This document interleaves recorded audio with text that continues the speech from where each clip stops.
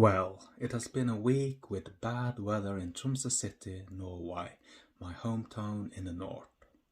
You might ask, where in the world Tromso is located, and that is a good question. It is a small place, and why should you have heard about it? There is a reason why 1 million people emigrated from Norway and to America in the old times, but not to the northern parts of my country.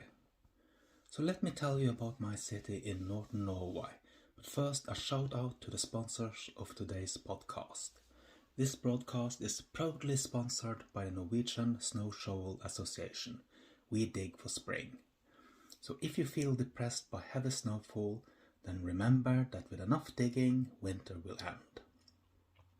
I am Ant from the YouTube channel Arctic Nature Therapy, and I will be your guide to the life in the north. I make videos about nature and weather in Norway. So if you like my podcast, please check my channel as well for views of the north. Tromsø is located at 69 degrees north. That is so far north that it is outside the weather map for Europe that you see on your news channel. If you follow the 69 parallel to Alaska, you will end up north of Point Hope. And if you have ever watched a documentary about life in northern Alaska, you know that is a cold and barren place with long winters and no summer to speak about. Fortunately for Tromsø, there is something called the North Atlantic Current that makes the region warmer than Alaska. This current transports the nice and warm waters from Florida towards the north. It is true that when it finally reaches North Norway after a trip of 4,000 miles, it has become somewhat lukewarm and tempting only for those who enjoy a really cold bath. But still, it is warm enough to keep sea ice away and gives us hope of eventually having one warm summer day. Here we are living in the high north, and that means a place where insomniacs are having a hard time every winter and summer.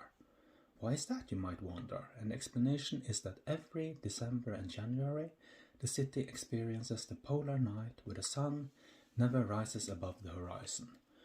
On the darkest day, there is only 4 hours of daylight and 20 hours of twilight and darkness.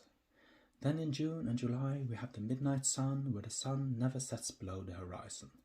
This gives us 2 months of daylights and also makes really dark blinds very popular in most bedrooms.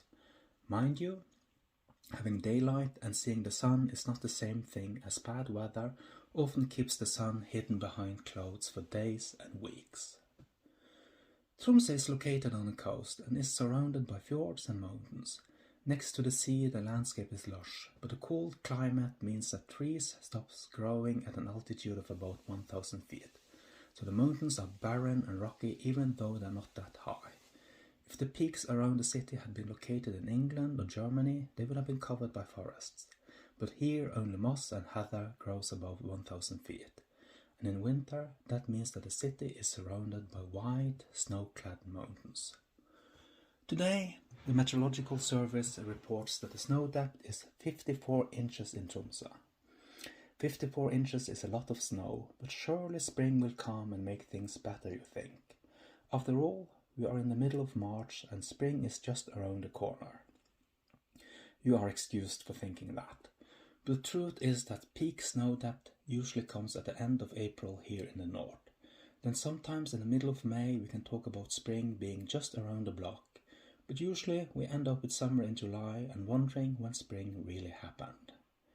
And then in early October we go to our garages and sheds looking for those snow shovels, because a typical winter sees at least 160 days with more than 10 inches of snow on the ground. And snow shovels are always in high demand. So it's not unusual to hear loud discussions during lunch breaks where the natives discuss which snow shovel is the best.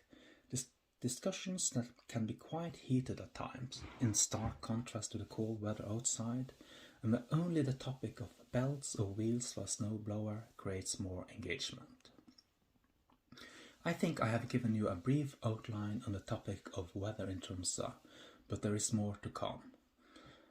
I have not talked about the blizzards, the northern lights, the days where stunned tourists realized that they brought the wrong clothes to the city, and lots of other things regarding life in the north.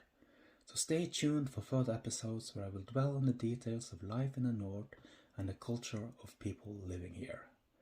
Meanwhile, please give me a comment about what you would like to know about life in the north, and also share this podcast with anyone who has roots in Norway. They might be quite pleased knowing that their forefathers emigrated to America. So good night and stay warm wherever you are.